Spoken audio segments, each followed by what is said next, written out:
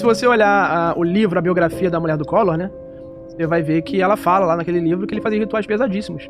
Inclusive, sacrifício de fetos. De fetos.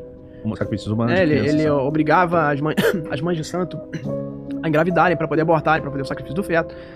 E eram várias. Então, inclusive, a mãe de santo dele se converteu, hoje é evangélica. Depois disso tudo, ela se converteu.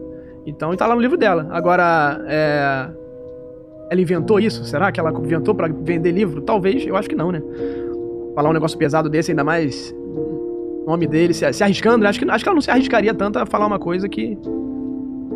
pra vender livro? Não sei. Ela se arriscou demais pra buscar fama, buscar dinheiro, entendeu?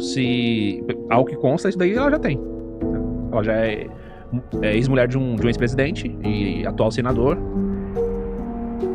O que ele desencadeia, esse livro, mostra que existe uma relação muito próxima entre a política brasileira ali, a própria Brasília, né?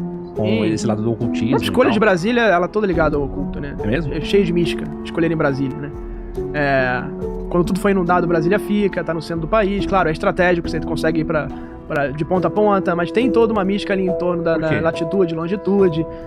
Eu nunca pesquisei isso a fundo, mas se você olhar na história de Brasília, toda a escolha dela, a disposição de Brasília, a questão de forma de aeronave, tem toda uma mística em torno disso. Agora, se você olha, não era só Collor que fazia isso. Vários políticos, não precisa ficar nomeando político aqui, mas... Até porque eu nem quero, né? Agora, se você pesquisar na internet aí, vários políticos vão pro Maranhão pra poder fazer seus rituais. Então, esses caras já descobriram há muito tempo que existe um mundo paralelo aqui que manda nesse mundo.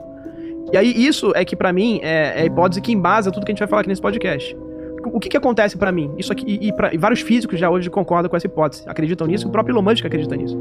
A gente tá numa simulação. Isso aqui é um grande videogame, a gente tá pilotando nossos bonequinhos de carne e osso aqui, mas a gente tem uma consciência fora do corpo. A gente tem uma vida fora desse corpo, que é a consciência, e que habita isso aqui. E a consciência, por sua vez, cria a realidade. Ou criaria essa realidade que a gente tá vivendo e nos dá a noção e sentido da realidade. Agora, se isso for uma realidade simulada, você concorda que vai ter gente pilotando essa simulação. Quem criou essa simulação aqui? Quem que tá comandando isso? Pode ser que as coincidências que a gente tava falando aqui no começo do programa, as sabotagens, sejam por esse controle de quem tá controlando essa simulação e quem criou isso aqui. De repente isso aqui é um grande BBB e tem seres superiores que criaram isso colocando armadilhas e vendo como é que a gente vai fazer. Talvez os holocaustos que aconteceram, as eras do gelo que aconteceram ao longo do tempo, foram grandes resets feitos por essa simulação. E o mais assustador disso é, se a gente começa a criar tecnologia suficiente para perceber que nós estamos numa simulação em segundo para tentar sair dela, certamente os caras que estão comandando a simulação vão querer desligar o jogo da tomada. E talvez por esse motivo é que aconteça esses grandes resets que acontecem na humanidade de tempos em tempos. E se a gente está numa realidade simulada, existe uma realidade superior, que é de quem? Quem criou isso aqui. É igual a gente quando vai jogar videogame. Existe a realidade do videogame, que eu liguei e eu coloquei o jogo ali, mas existe a nossa realidade que manda no videogame. Se eu quiser tirar da tomada, eu consigo. Então, se existe uma hierarquia de realidade, eu gosto de falar da casca de cebola. Imagina a casca de cebola, que a gente tem a Terra, e a gente tem uma Terra em volta, que é a realidade superior que cria isso aqui. Uma realidade paralela, ou interdimensional, ou espiritual, que a gente pode chamar. E se existem seres que habitam essa realidade paralela, e se eles conseguem brincar com essa realidade, talvez isso explique por que a gente está sendo visitado por seres, e talvez por que a gente está sendo visitado por naves, por que os seres humanos são manipulados, por que rituais funcionam. Porque quando você faz um ritual, você está fazendo simplesmente o quê? Provavelmente. Você está pedindo para esses caras que estão no mundo de lá, para devolver alguma coisa aqui. Seja material, seja poder, seja o que for. Quando eu faço uma oração pedindo bem de alguém, pedindo uma cura, etc., eu estou justamente manifestando para esse mundo de lá que comanda isso aqui, para que intervenha e interceda aqui.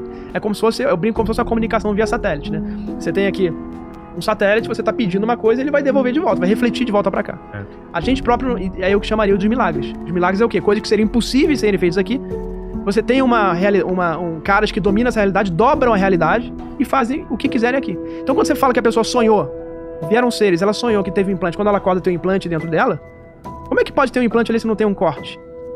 Seriam feitos por esses seres que podem dobrar a realidade. Como é que a nave, ela faz um ping-pong desafiando a física e os seres que estão ali dentro não viram massa de tomate? Porque certamente eles têm o poder de dobrar a realidade.